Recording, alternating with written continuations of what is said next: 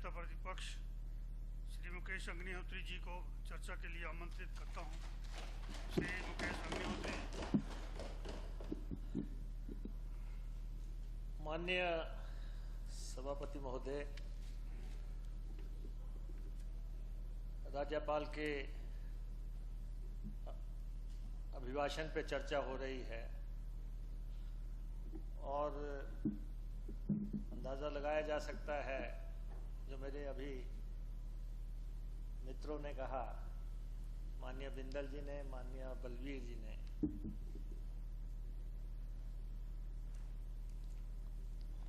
मुख्यमंत्री जी आगे मैं आपकी चर्चा शुरू करने लगा था।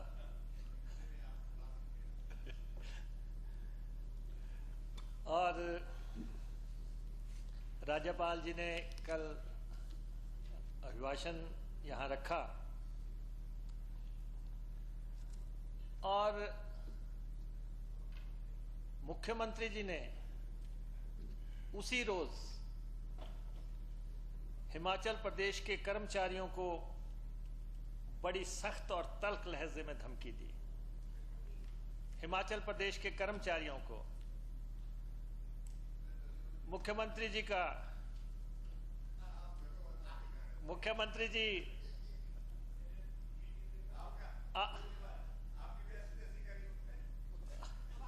अब देखो, अब आप कह रहे हैं कि कर्मचारियों के लिए आपकी भावनाएं जो है बाहर आ रही हैं।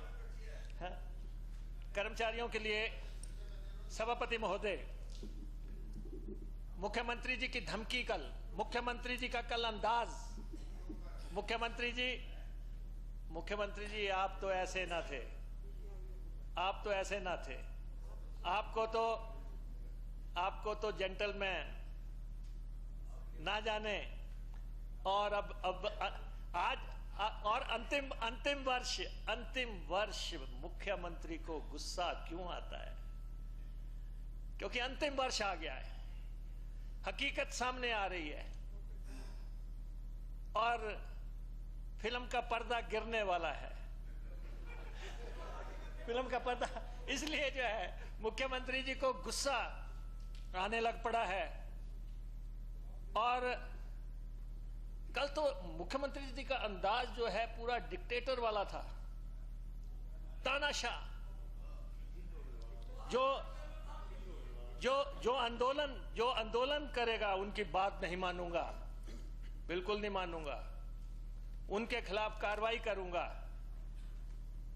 ये अंदाज जो है, ये एरोगेंस आ गई मुख्यमंत्री जी, ये एरोगेंस आ गई, ये तानाशाही आ गई। इसका नतीजा मिलेगा राकेश जी, जो कह रहे हैं गलत क्या बोला, ये जब बाहर जाके जस्टिफाई करोगे। और संविधान ने जनता को अधिकार दिए हैं, लोकतंत्र में सुनना पड़ता है। और अगर लोग आंदोलनरत हो रहे हैं, आपने कभी इसका अवलोकन करने की कोशिश की कि ये लाखों लोग हिमाचल प्रदेश विधानसभा के बाहर क्यों आ रहे हैं? क्यों उन्होंने धर्मशाला की असेंबली को ऐसे घेरा लाखों लोगों ने? क्यों आज जो है हजारों लोग असेंबली के बाहर हैं? क्यों आने वाले दिनों में हजारों लोग जो है असेंबली के बाहर आ रहे हैं? इसलिए क्योंकि आपके 4.25 साल की जो शासन है, ये झूठ और फ्रेब से भरा हुआ है। अगर आपने हकीकत की होती, सच्चाई की होती, तो इतने लोग जो है बाहर ना दुहाई दे रहे होते, इतने दुहाई ना दे रहे होते। 4 सालों में लगातार झूठ बोला गया। मुख्यमंत्री जी, मेरा आपसे आग्रह है, हिमाचल प्रदेश के कर्मचारी बहुत मेहनती हैं, उनको ऐसे मत दुत्कारो, ऐसे मत दुत्कारो।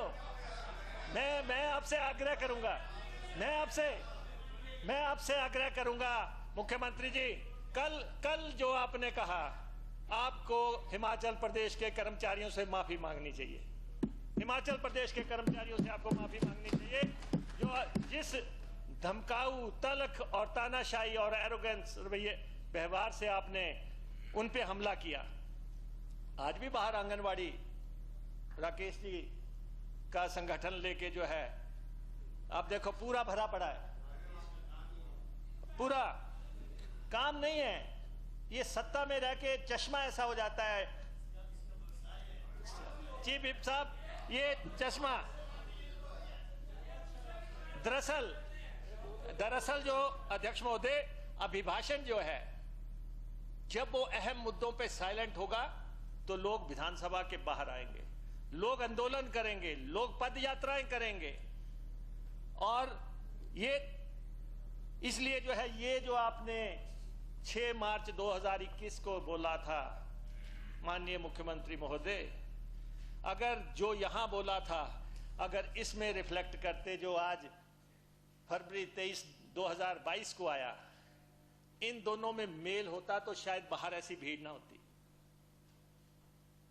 आपने घोषणाएं तो बहुत की, प्रदेश में आप घोषणाओं के सरदार हो गए। आपको लगातार, अभी भी आपका बजट आएगा, घोषणाएं होंगी, घोषणाएं। पहले हम दीवारों पे पढ़ते थे रिश्ते ही रिश्ते, आजकल ये है घोषणाएं ही घोषणाएं। जितने घोषणाएं आप करते जाओ, लेकिन जब तक ये 2 डॉक्यूमेंट मेल नहीं खाएंगे, जो आपने कहा वो किया कि नहीं, ये आईना है। ये आईना जो है बिल्कुल नीरस है। राज्यपाल भी जब पढ़ रहे होंगे तो सोच रहे होंगे कि मुख्यमंत्री में से क्या पढ़वा रहे हैं। बड़े परेशान होंगे, बहुत परेशान होंगे।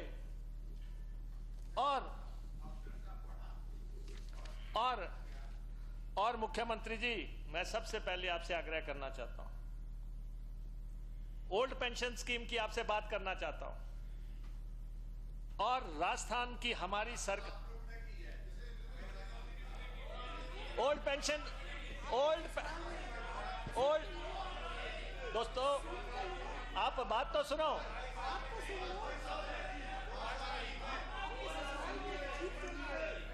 आप राजस्थान में हमारी सरकार ने अच्छा काम किया। अशोक गहलोत जी ने पूरे देश को दिशा दिखाई है, पूरे देश को दिशा दिखाई है। और अगर मैं अटल बिहारी वाजपेयी जी का बहुत सम्मान करता हूं, बहुत आदरणीय नेता, भारत रत्न, लेकिन एक बहुत गलत काम उन्होंने किया कि कर्मचारियों की पेंशन बंद कर दी। ये बहुत गलत काम था उस समय का, और सारी सरकारों को विवश किया गया, सारी सरकारों को विवश किया गया कि आपके फाइनेंसेस रोक देंगे। आप सुनिए राकेश जी, आप मंत्री हैं सरकार के, आप सरकार के मंत्री हैं। केंद्र की सरकार ने प्रदेश को विवश किया कि आप, और मैं आपको यह कहना चाहता हूं, आप अब तक कहते रहे डिमांड सही नहीं है। आपने पहले कहा 2000 रुपए करोड़ रेकरिंग होगा, 500 ऐसा होगा, आपने अपने आंकड़े दे दिए। मैं आपसे आग्रह करता हूं ओपीएस रिवाइव कर दें। ओपीएस आप रिवाइव करें, अन्यथा 8 महीने बचे हैं, हमने तो रिवाइव करना ही है। ये हमारा संकल्प है, ये हमने तो संकल्प है। और आपसे हमारा आग्रह है, कर्मचारियों की प्रेस्टीज को हल्के से ना लें आप। कर्मचारी जब रिटायर होकर घर जाता है, ये उसके प्रेस्टीज से जुड़ा हुआ मसला है। अगर उसकी जेब में पैसा होगा तो घर वाले भी सम्मान करेंगे, बच्चे भी सम्मान करेंगे कि बुजुर्ग की जेब में पैसा है। और ये आने वाले समय में सब सरकारों को लागू करना पड़ेगा। इसलिए आप भी बजट ला रहे हैं, कीजिए घोषणाएं, धमकी मत दें। धमकियों से कुछ नहीं होने वाला, आंदोलनों को जो है धमकाने से कुछ नहीं होगा। और आपने देखा ही है धमकियों से क्या होता है, आंदोलनों से क्या होता है। किसान आंदोलन आप 1 साल तक उसका विरोध करते रहे, अंततः माफी मांग के छूटे, माफी मांग के छूटे, और तीनों कानून आपको वापस लेने पड़े। और अभी कर्मचारियों का जो है एनएसडीएल में 6000 करोड़ रुपया जमा है, उसके रखरखाव पे ही आप जो है 18 करोड़ रुपया खर्च कर चुके हैं। इसलिए सबसे पहले मसला जो है ओपीएस का है, और आपके व्यवहार में जो परिवर्तन आया है, ये बहुत परेशानी है। दूसरा, मुख्यमंत्री जी, आपने कहा कि कांग्रेस मुंगेरी लाल के हसीन सपने देख रही है। अरे भाई, मुझे आप पे दया आ रही है। ये कहावत आप पे चरितार्थ होती है। जो पार्टी, जो नेता 4 चुनाव हार के आया हो, 4 चुनाव हार के आए हो और वो बोल्ड फेस रखने की कोशिश कर रहे हैं, बड़ा चेहरा रखने की कोशिश कर रहे हैं आप यहां पे, और अभी आपका तो वहां भी कुछ नहीं है।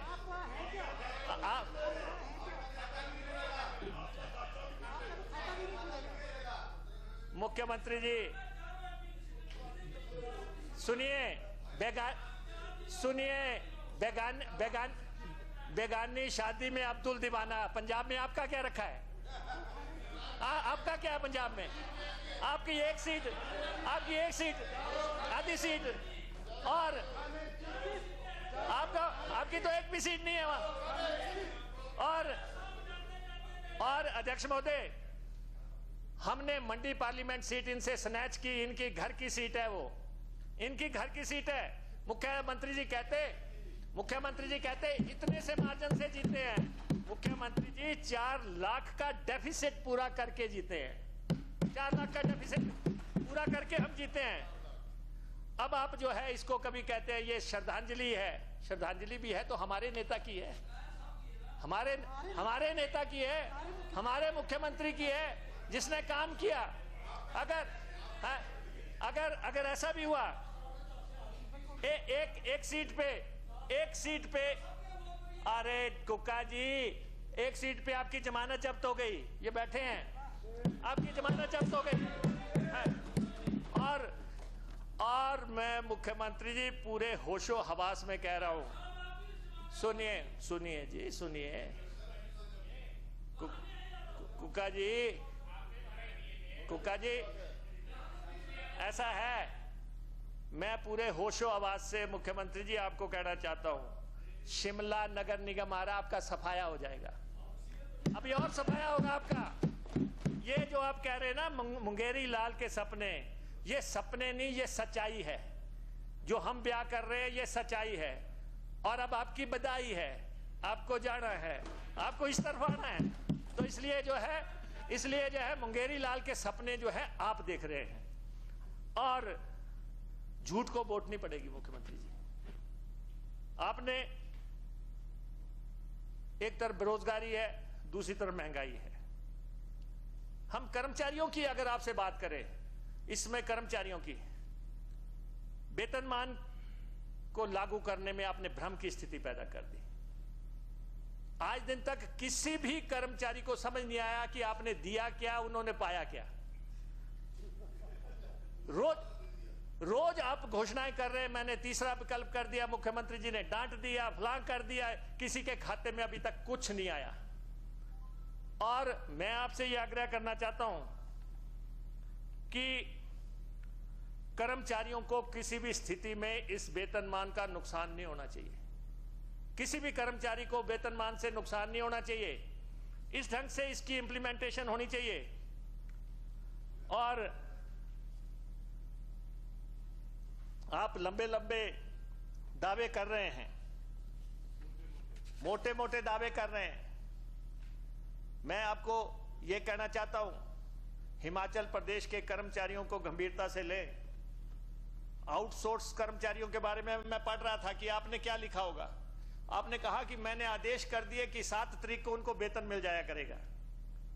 अरे भाई, वो मांग क्या रहे हैं आप? 7 तारीख को वेतन की बात कर रहे हैं। आउटसोर्स पे नीति में मंत्री जी को आपने बना दिया, और मंत्री जी ने इस ढंग से पेश कर दिया कि वो कौन कंपनियां हैं, किसने एम्प्लॉय किया, हमारे पास तो डाटा ही नहीं है।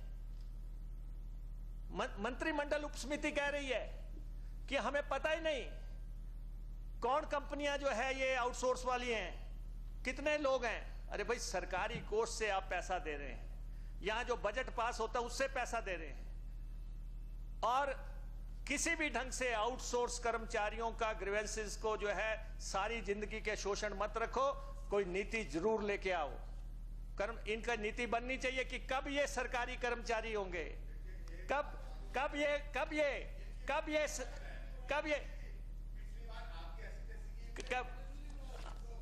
अब मुख्यमंत्री जी, अभी जो आपने शुरुआत में कहा और जो आपने अब कहा, मुझे लगता है आपने मन बना लिया कि अब हमने सत्ता छोड़नी है। मुझे लगता है कि आपने मन बना लिया है क्योंकि आप कह रहे हैं कि इन्होंने ऐसी तैसी की, हमारी या तुम्हारी। ये जो मैं आपको यही तो कह रहा हूं, सत्ता पूरे परवान पे है जयराम जी। सरूर जो है चढ़ के बोल रहा है, सरूर पूरा चढ़ के बोल रहा है कर्मचारियों के बारे में, आउटसोर्स के बारे में। और लेकिन हमारा काम है, हम विपक्ष है, हमें लोगों ने यहां बिठाया है, मुद्दे हमने आपके समक्ष रखने हैं। प्राइवेट कंपनियां जो लूट रही हैं, प्राइवेट कंपनियां लूट रही हैं यहां पे, जिनको आप आउटसोर्स का पैसा सरकारी कोष से देते हैं, हर कर्मचारी का 2-2.5 हजार वो खा रहे हैं। इसलिए आप फैसला लें और करुणा मुल्क वालों का, कुछ तो करुणा दिखाएं, करुणा के सागर। 200 दिन से हड़ताल पे बैठे हैं, आपको दया नहीं आ रही है कि उनके मां बाप चले गए। आप बार बार कह रहे हैं कि 58 साल तक मैं जो है नौकरी दूंगा। जब आपने नौकरी देनी नहीं चाहिए, आप 85 साल तक दे दे, नौकरी आपने देनी नहीं है। आप 200 दिन से हड़ताल आंदोलन चल रहा है। अब अरे अभी बताते हैं मंत्री जी आपको, अभी बिंदल जी यहां से चले गए, अभी डॉक्टरों की बात कर रहे थे, डॉक्टर भी हड़ताल पे जा रहे हैं, उन्होंने भी घोषणा कर दी। ये सब जो है एक एक सब कतार में लगे हुए हैं, क्योंकि आपने जो लोगों के ड्यूज देने थे वो आपने नहीं दिए। सारे फाइनेंसेस को लास्ट साल तक धकेलते चले आए हैं, किसी को कुछ नहीं दिया आपने। इसलिए आपका ये डॉक्यूमेंट जो है ये झूठ और फ्रेब का डॉक्यूमेंट है। जिन मुद्दों को रखना चाहिए था वो मुद्दे जो है इसमें आए नहीं। मसला बेरोजगारी का, 14 लाख बेरोजगार हो गए मुख्यमंत्री जी। आपने अपने पिछले दस्तावेज में लिखा, आपने नरेंद्र भाई, आपका तो कुछ नहीं बिगड़ता, आपने तो पार्टी छोड़नी, आ जाना इधर। इनका बुरा हाल होना है। नहीं आपका क्या बिगड़ेगा है? नहीं तो मैं आपको कह रहा हूं है, आपने जो है पिछले दस्तावेज में लिखा 30,000 नौकरियां देंगे, और अभी आपने जो है गवर्नर एड्रेस में लिखा कि 3 सालों में हमने 23,000 नौकरियां दी। ये आपके डॉक्यूमेंट है दोनों। मुझे लगता है आपको समय नहीं मिला होगा पढ़ने का, आपकी मसरूफियत थी कुछ और, लेकिन नौकरियों को लेके आपकी सरकार बदनाम हो रही है। इस बदनामी से बचो मुख्यमंत्री जी। ये जो आपने चोर दरवाजे से नौकरियों का पटारा खोला हुआ है, सिर्फ और सिर्फ बैकडोर एंट्रीज, चोर दरवाजे। मैं आपका शुभ चिंतक हूं। चौटाला जी 10 साल लगाया है, मैं तो आपका शुभ चिंतक हूं। मैं आपको कहता हूं इसको रोको मत करो, ये युवाओं की मेरिट से खिलवाड़। इतने कॉलेज खोले, इतनी यूनिवर्सिटियां खोली, इतने स्कूल खोले, लोगों ने डिग्रियां हासिल की, ना आपने पब्लिक सर्विस कमीशन की गरिमा रखी है, ना आपने सबऑर्डिनेट सिलेक्शन कमीशन की गरिमा रखी है। इनकी सार्थकता पे ही सवाल आ गया। अभी आप पंजाब में चुनाव में गए, मैं हैरान हूं मुख्यमंत्री जी। आप वहां जाके कहते हैं पंजाब के लोगों मैं आपको हिमाचल में नौकरियां दूंगा। नहीं, हिमाचल के नौकरी, आप पंजाब की जनसभा में भाषण दे रहे हैं, आप वहां पे कह रहे हैं कि आपको हिमाचल में नौकरियां देंगे। 14 लाख आपके पास अपने बेरोजगार, आप वहां चिल्ला चिल्ला के कह रहे हैं कि मैं आपको यहां नौकरियां दूंगा। नहीं, और अरे राकेश जी आपको, अरे भाई हिमाचल के लोग हैं, मेरे से ज्यादा आप नहीं जानते। जितना आप नूरपुर पठानकोट को जानते होंगे, मैं जानता हूं जिस इलाके में मुख्यमंत्री जी बोले हैं। ऐसा है कि आप ही लोग हैं जो कह रहे हैं हम पंजाबी को दूसरी भाषा लागू करेंगे, लेकिन मुकेश से आपको प्रॉब्लम है, आपको प्रॉब्लम है। मुख्यमंत्री जी ऊना आए, ऐसा है मुख्यमंत्री जी आप आए ऊना, आपने कहा कि ऊना तो पंजाब से आया है। मैं आपकी दर्द को जानता हूं। नहीं सुनिए, ऊना मैं आपको भेज दूंगा, कांगड़ा भी पंजाब से आया है, अब हमीरपुर भी पंजाब से आया है, ऊना भी पंजाब से आया है, नालागढ़ भी पंजाब से आया है, कुसुम्पटी भी पंजाब से आया है, कुमारसैन भी पंजाब से आया है, और इसके बाद कुल्लू भी पंजाब से आया है, लाहौल स्पीति भी पंजाब से आया है। लेकिन आपको मुकेश अग्निहोत्री खटक रहा है। मुकेश, इसलिए आप आके वहां पे, और आपको सूचना होनी चाहिए। सुनिए राकेश जी, मुख्यमंत्री जी को पता होना चाहिए, मैं इनकी बगल में पहली से 12वीं क्लास कुल्लू में पढ़ा हूं, सुंदर ठाकुर से पूछ लेनी तो। इसलिए जो है, जो आप साबित करना चाहते हैं वो मैं उसमें जाना नहीं चाहता, लेकिन प्रदेश को बांटने की कोशिश मत करो। प्रदेश को जो बांटने की आप कोशिश कर रहे हैं, बाहरी लोगों को नौकरियां पहले ही मुद्दा है यहां पे। आपने पता नहीं कहां कहां के लोगों को नौकरियां दे दी, कहीं जेईस को दे दी, कहीं सेक्रेटेरिएट में दे दी। ये सिलसिला बंद करो, अपने लोग काफी हैं। और मैं आपसे ये भी कहना चाहूंगा,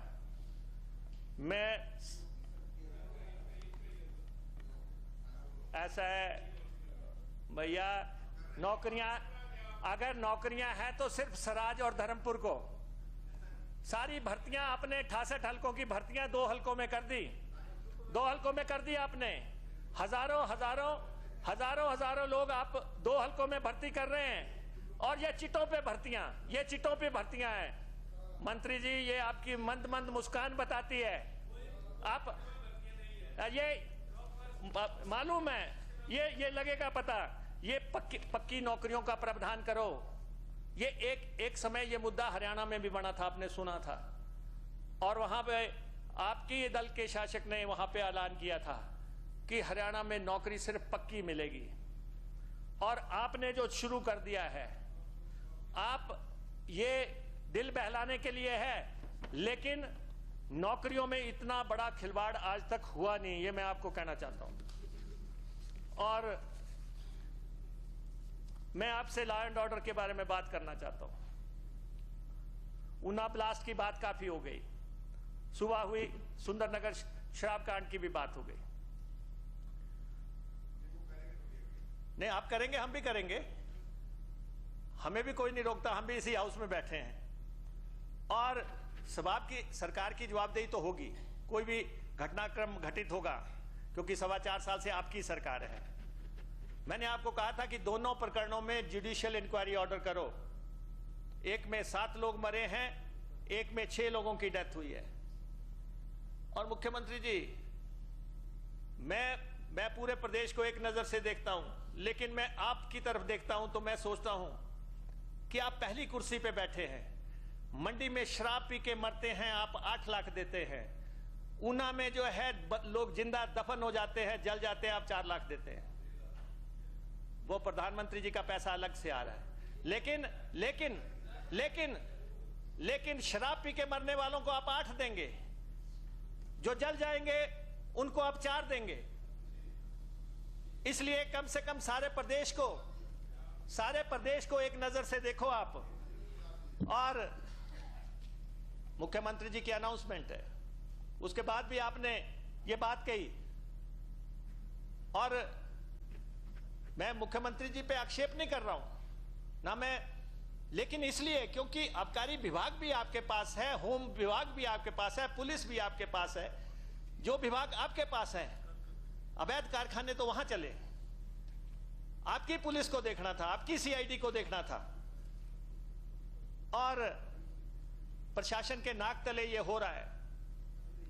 कम से कम आप कार्रवाई जो कर रहे हैं, आपने क्या किसी अफसर के खिलाफ, किसी कर्मचारी के खिलाफ जिसने ये कारखानों को चलाने में मदद की है, उसकी शिनाख्त की आपने?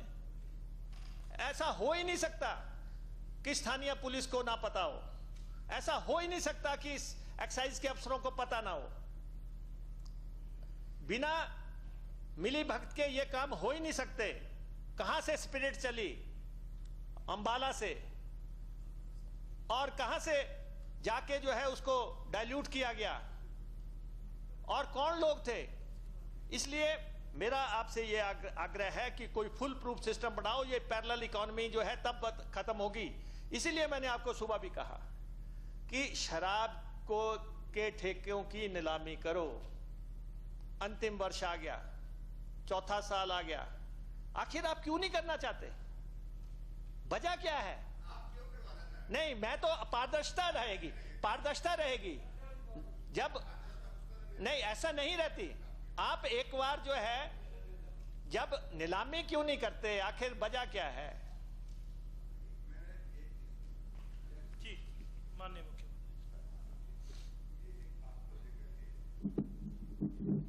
ये पहाड़ा हमारे उसमें जो है वो आज, हाँ जी,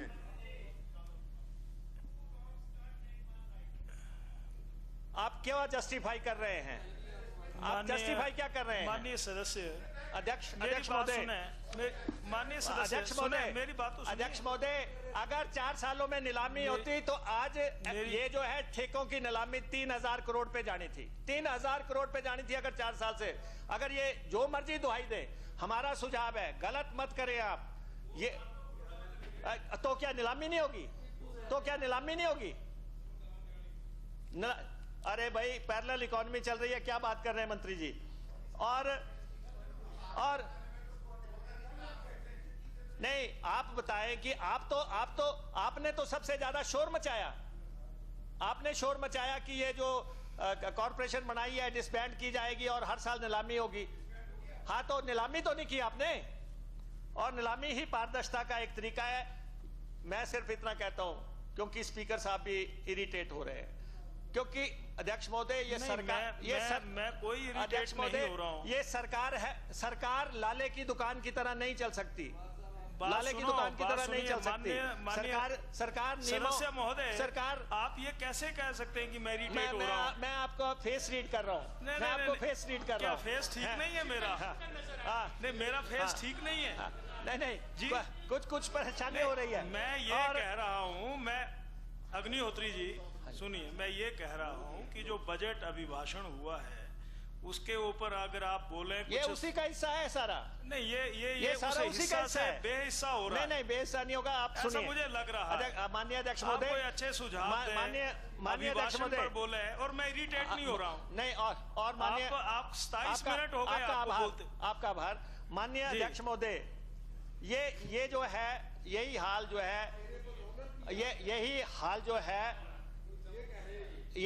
जो है एक्सप्लोसिव के मसले का भी हुआ है। इस पे भी चर्चा हो गई और मुख्यमंत्री जी ने कहा और हमने आपको ये कह दिया। और ये जो है, यहां बिंदल जी कह रहे थे कि हमारी सरकार गरीब की सरकार है। गरीब तो मर रहे हैं, गरीब तो झुलस रहे हैं, गरीब कहीं शराब से मर रहे हैं। ये हालत गरीब की बना दी आपने। और जो है अध्यक्ष महोदय, मुख्यमंत्री जी ने भी कहा, मैं इनसे कहना चाहता हूं कि इसमें आप संपत्तियां कुर्क करने, लोगों को जो है सलाखों के पीछे पहुंचाने के लिए जितना सख्ती से काम करेंगे अच्छा रहेगा। और एक बात मैं जरूर मुख्यमंत्री जी से कहना चाहता हूं, जब हम कोई बात करते हैं मुख्यमंत्री जी को ये लगता है ये विपक्ष कह रहा है, विपक्ष कह रहा है इसलिए मैंने नहीं करना, जबकि आपके मित्र आपको गलत सूचनाएं देते। मैं आपको ये कहना चाहता हूं, आप बहुत अहम कुर्सी पे हैं इस समय। मैंने आपको बार बार कहा कि लीज और लूट में बड़ा अंतर होता है। आप जितनी बार ऊना आते हैं, आप उतनी बार जो है माइनिंग वालों को शह देके चले जाते हैं कि कांग्रेस के समय में ये होता था। और 4-4.5 साल के बाद स्वां का जो चीर हरण हुआ है, आज वहां पे कोई लीज नहीं है। आप अपने अफसरों से पूछ लो, कोई लीज नहीं है। आज कोई एम फॉर्म नहीं है डिपार्टमेंट की तरफ से। लेकिन फिर जो है ये 400-500 टिप्पर कौन निकाल रहा है, जरा पता तो कर लो। विपक्ष की आवाज ही सही। एक बार तो हकीकत में उनसे पूछ लो कि अगर कोई भी लीज नहीं है, अगर कोई भी एम फॉर्म इशू नहीं है सरकार की तरफ से, सरकार को कोई भी रॉयल्टी नहीं आ रही है, तो आखिर ये कौन लोग हैं जो जेबें भर रहे हैं? तो ये मैं आपके ध्यान में लाना चाहता था। और यहां पे अगर कानून व्यवस्था की मुख्यमंत्री जी बात करें एक गुड़िया कांड हुआ था, एक होशियार कांड हुआ था, आपने इतना पूरे प्रदेश में माहौल बनाया कि आपने सत्ता परिवर्तन हो गई। आज मैं आपको कहना चाहता हूं, आपके समय में 1397 रेप हो गए, 1397 रेप आपके समय में हुए। 2018 में 345 रेप हुए, 2019 में 360 रेप हुए, 2020 में 333 रेप हुए, 2021 में 359 रेप हुए, 1397 1400 रेप हो गए। महेंद्र सिंह जी, माननीय मंत्री जी, थोड़ा संवेदनशील बनो, रेप को जस्टिफाई करने की कोशिश मत करो। 1400 रेप हो गए प्रदेश में। और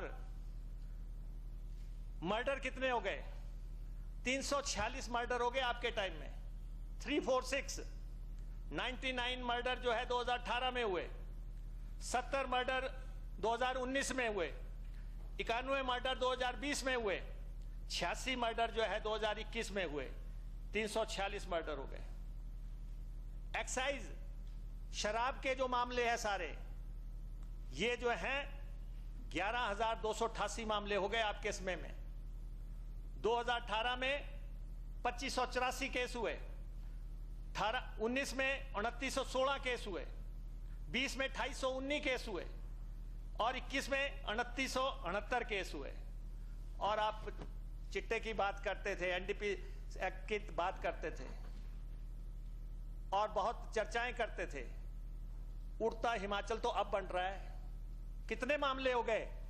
5856 आपके समय में, 5856 आपके समय में हो गए। 1342 केस हुए 2018 में, 1439 केस हुए 2019 में, 1538 केस हुए 2020 में, 1537 केस हुए 2021 में। ये सारे चिट्टे के और वो मामले हैं।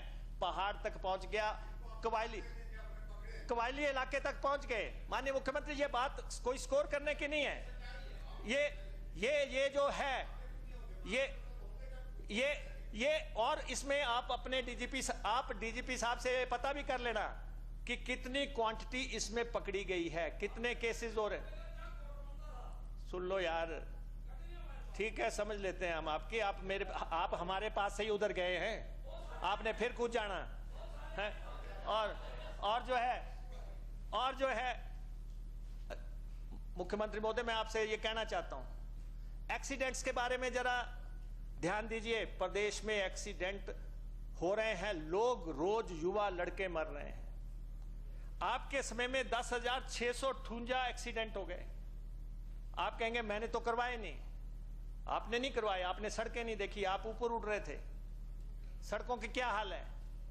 2018 में 3118 एक्सीडेंट हुए, 2019 में 2896 एक्सीडेंट हुए, 2020 में 2236 एक्सीडेंट हुए, 2021 में 2408 एक्सीडेंट हुए। ये जो है कानून व्यवस्था से जुड़ा मसला है। इसलिए मैं आपसे ये कहना चाहता हूं, बोरियों में महिलाएं मिल रही हैं, बोरियों में महिलाएं मिल रही हैं। जी अध्यक्ष महोदय, मुख्यमंत्री जी, सुन लीजिए। अध्यक्ष महोदय, मुख्यमंत्री जी मेरा समय ले रहे हैं, बार बार जो है आपको समय दे देंगे, बार डिस्टर्ब कर रहे हैं। ये मेरा दिन का अंतर होगा। सत्य बोलो, मेहरबानी करके सत्य बोलो। अगर जो आपने कहा तो आप छोड़ देना,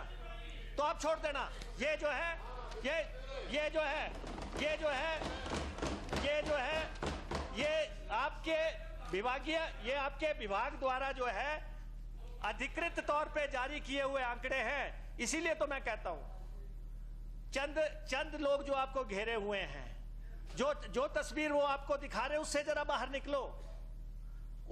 निकलो और उसमें देखो कि हो क्या रहा है प्रदेश में। और अध्यक्ष महोदय, मैंने कहा कि शुरुआत में ही कहा कि मुख्यमंत्री जी की मुख्यमंत्री को गुस्सा क्यों आता है। ये 4.25 साल 4.5 साल का बदलाव है, ये सत्ता का बदलाव है। कोरोना की बात यहां हो रही थी। मैं मुख्यमंत्री जी आपको कहना चाहता हूं, कोरोना पे आप श्वेत पत्र जारी कर दें। आप कहते हैं आपने बहुत काम किया। आप इस असेंबली में कोरोना काल का श्वेत पत्र जारी करे। आप कहते हैं कि जैसा समय मेरे को मिला वैसा तो किसी को नहीं मिला। क्या आपसे पहले, क्या माननीय मंत्री जी प्लीज सुन लें, आपको बोलना है? और जो है, आपने कोरोना पीड़ितों को 4-4 लाख रुपए मुआवजा नहीं दिया। आपने कोरोना पीड़ितों को 4-4 लाख की नोटिफिकेशन भी हो गई। जो लोग मारे गए कोरोना में, एक्सीडेंट में मारे जाते 4 लाख मिलता है। आज क्या परेशानी है कि आप उनको पैसा नहीं दे रहे हैं? कोरोना के दौरान जो नुकसान हुआ आपने किसी की भरपाई नहीं की, किसी की आपने भरपाई नहीं की, किसी को मुआवजा नहीं दिया। और मैं अपने जिले की बात करूं मुख्यमंत्री जी, क्योंकि आपको लगता है मुकेश विपक्ष है इसलिए मैंने इसकी बात नहीं सुननी है। ऊना में 1.25 लाख की गाड़ियां हायर की गई, 1.25 करोड़ की गाड़ियां हायर की गई कोरोना के दौरान। आप बताओ, सरकारी गाड़ियों का इतना लंबा चौड़ा फ्लीट, सारा फ्लीट खड़ा रहा सरकारी गाड़ियों का, और प्राइवेट टैक्सियां, और किस ढंग से उनका इस्तेमाल हुआ, ऑडिट की रिपोर्ट आपने पढ़ना, आपको मालूम पड़ेगा। 60 लाख के होटल हायर किए गए। कोरोना क्या वीआईपी बीमारी आई थी कि आप जो है 60 लाख के होटल हायर करें, 1.25 करोड़ की गाड़ियां हायर करें? ये तो सिर्फ ऊना की है, पूरे प्रदेश का आप श्वेत पत्र जारी करें। और मुख्यमंत्री जी, बीमारियां पहले भी हुई। आपके लेफ्ट शोल्डर पे स्कार होगा स्मॉल पॉक्स का, यहां पे लगा हुआ था, सारी दुनिया को लगा, सारे प्रदेश इस देश में लगा। क्या पहले नहीं लगा सबको टीका? ये आपकी भी बाजू पे होगा मंत्री जी। ये किसने लगाया? ये कांग्रेस ने लगाया। बीसीजी, टीबी जब बर्थ के समय जब पैदा होते हैं उसमें बीसीजी का प्रोग्राम कार्यक्रम सारा है। माननीय उसके सदस्य बाद बाइंड अप कर दें, अब समय हो गया जो निर्धारित अध्यक्ष समय। महोदय, चीफ मिनिस्टर साहब ने बहुत डिस्टर्ब किया है, थोड़ा सा कितना थोड़ा सा रह गया, अभी कंक्लूड बात करेंगे। सुनो, जो निर्धारित और समय है, देखो अध्यक्ष इससे महोदय, पहले जो प्रस्तावक थे, अनुमोदक थे। अध्यक्ष महोदय देखो, ऐसा है, हम आपका संरक्षण चाहते हैं। आप एक नेक इंसान तो हैं, गलत संगति में फंस गए हैं, क्या करें हम? अब आप अच्छे इंसान हैं, मैं थोड़ी सी बात अच्छा हूं, इसीलिए तो मैं कह रहा हूं और कि जो समय निर्धारित है बाइंड अप कर दें। पोलियो के लिए, प्लीज, मीजल्स के लिए, गला घोटू, काली खांसी, ये जितने भी हो, क्या ये बीमारियां नहीं हुई पूरे देश में? क्या पोलियो ड्रॉप नहीं पिलाए गए? बहुत कुछ हुआ, हमेशा हुआ, लेकिन आपने एक ही बात आप कहते रहते हैं, जो मुझे हुआ वो किसी को नहीं हुआ। और हम तो आपके अच्छी सेहत के जो है शुभकामनाएं आपको देते हैं। आप बीमार हुए, जल्दी ठीक हो के आगे सेशन के दौरान हम चाहते हैं कि आप स्वस्थ रहें, लेकिन प्रदेश को भी स्वस्थ रखें। केंद्रीय मदद की बात है, और मैं इस डॉक्यूमेंट की बात करता हूं। दिवालियापन कर दिया प्रदेश का। आपके समय में जितना कर्जा लिया जा रहा है, आप धन्यवाद पहले पेज पे केंद्र का कर रहे हैं, और इधर हर रोज कर्जा ले रहे हैं, रोज कर्जा ले रहे हैं। और दिल्ली ने आपको क्या देना? दिल्ली सब कुछ बेच रहा है। दिल्ली ने अभी इंडियन एयरलाइंस बेच दी, रेलवे बेच रहे हैं, हवाई पट्टियां बेच रहे हैं, और कर्ज का उनका अपना रिकॉर्ड है। वो अपना खर्चा चलाने के लिए संपत्तियां बेच रहे हैं। आप जो है उनका आभार जता रहे हैं। उन्होंने क्या देना आपको? उनके पास है ही नहीं देने को कुछ भी। और आए दिन आप जाते हैं, आए दिन जो है आप दिल्ली जाते हैं, बैरंग आ जाते हैं, प्रधानमंत्री जी को यहां लाते हैं, प्रधानमंत्री जी का स्वागत है, वो आए, लेकिन आपने सारी पार्टी जो है सरकारी खर्चे से चला दी। आपको दाद देनी पड़ेगी कि आपने 4.25 साल में भारतीय जनता पार्टी का सारा खर्चा सरकार के कोष से चला के सरकार को दिवालियापन कर दिया। सरकार का ये हाल हो गया। डबल इंजन तो आपका सीज हो गया। डबल इंजन आपका कहां चल रहा है? और अब आपकी जाती हुई सरकार है। अब आप हिमाचल को भी बेचने पे आ गए। हिमाचल फॉर सेल, 200 करोड़ की संपत्तियां बनाई, आपने फटाफट बेच दी। आपने अपनी कॉन्स्टिट्यूएंसी में 50 करोड़ का प्रोजेक्ट बनाया, फटाफट लीज पे दे दिया। अरे 200 करोड़ रुपया लगाया, और किसान की आय दुगनी की, आपने लंबी चौड़ी बात की, बताओ कहां से दुगनी हो गई? खाद मिल नहीं रही है। ये सेब उत्पादक बैठे हैं, इनसे पूछो सेब की इकोनॉमी का आपने क्या हाल कर दिया है।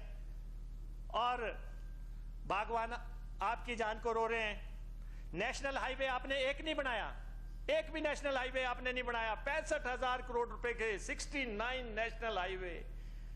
वीरभद्र सिंह जी कुछ नहीं कर रहे हैं। अरे भाई आपने क्या किया? 4.25 साल हो गए। और रेल लाइन की 1 इंच रेल लाइन आपसे आगे नहीं सरकी। हवाई पट्टी आपकी 1 इंच आगे नहीं गई। आपका अपना हवाई, आपका जो ड्रीम प्रोजेक्ट जो है, और वो भी जो है चल नहीं रहा है। माननीय सदस्य, फोर लेन बाइंड अप कर दीजिए। हो गया, काफी आगे। 4 लेन, एक भी 4 लेन आपने नहीं बनाई। बसों के किराए आपने बढ़ा दिए। बाइंड अप कर दीजिए। बच्चों को लैपटॉप आपने नहीं दिए। आप जनमंच की 48,000 शिकायतें आपने कहा मैंने बंद कर दी, जबरन बंद कर दी, जबरन बंद कर दी सारी। बाइंड अप करिए। और यहाँ पे प्रधानमंत्री जी आए थे, तब कहा था कि हवाई जहाज पे चप्पल वाले चले। आपने तो हवाई जहाज वाला भी चप्पल में कर दिया। आपके ये स्थिति हो गई है। विदाई का समय आ गया। और ये जो 4 साल है राजनीतिक डिसऑनेस्टी के हैं। राजनीतिक तौर पे आपने घोषणाओं को आपको अवार्ड जरूर मिल सकता है। मुख्यमंत्री जी, अभी ऑडिट ने कहा कि 96 योजनाएं ऐसी हैं जो मुख्यमंत्री ने घोषित की लेकिन एक भी पैसा नहीं खर्चा। ये ऑडिट ने कहा, ये हम नहीं कह रहे हैं। गवर्नेंस जो है धरातल पे चली गई। और मैं सिर्फ आपसे ये कहना चाहता हूं, मुख्यमंत्री जी, आपके पांव के तले जमीन नहीं, फिर भी आपको यकीन नहीं, फिर भी आपको यकीन नहीं। एक रिक्वेस्ट आपसे करना चाहता हूं, यूक्रेन में जो हिमाचल के बच्चे हैं, वहां पे युद्ध शुरू हो गया है। बच्चे वहां पढ़ने के लिए गए हैं।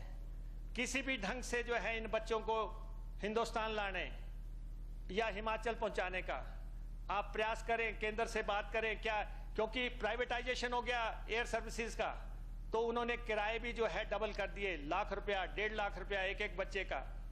तो ये किस ढंग से आप अपने खजाने से पैसा देके किस ढंग से इन बच्चों को ला सकते हैं? आप ये प्रयास जरूर करें। और अंततः मैं सिंचाई मंत्री जी से एक आग्रह जरूर करना चाहूंगा। इतना मैं जरूर कहना चाहूंगा, आपके सेक्रेटरी ने लेटर लिखा है दोनों चीफ इंजीनियर्स को। दोनों चीफ इंजीनियर्स को लिखा है कि टेंडर्स में घोटाला हो रहा है। आपके सेक्रेटरी ने दोनों चीफ इंजीनियर्स को लिखा है। 8 कंपनियां प्रदेश में ऐसी हैं जो सैकड़ों करोड़ रुपए के जो है प्रोजेक्ट ले चुकी हैं। उनको प्रोजेक्ट्स देने के लिए टेंडर की कंडीशंस बदली जा रही हैं। 6 पत्र मेरे पास हैं जिसमें काम एक ही है लेकिन कंडीशन बदल दी गई। और जो है वही 8 लोग हैं। आप पता लगवाएं अपने डिपार्टमेंट से, ये 8 लोग कौन हैं, क्यों इनको जो है 500 600 करोड़ के ठेके मिल रहे हैं, और फिर जो है ये जो है, और क्यों इनके लिए कंडीशनें बदल रहे हैं। ये सही नहीं है। ये आपको इस पे जरूर नजर रखनी चाहिए। ये मेरा आपसे आग्रह है। अध्यक्ष महोदय, मैं आपका आभारी हूं कि आपने मुझे समय दिया। मुख्यमंत्री जी को एक आग्रह के साथ, ओल्ड पेंशन स्कीम वालों को धमकी मत दो, न्याय करो। आपका बहुत बहुत धन्यवाद।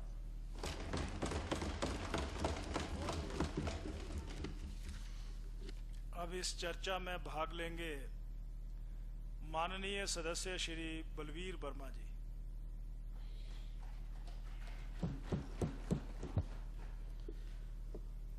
माननीय अध्यक्ष महोदय, 23 फरवरी 2022 को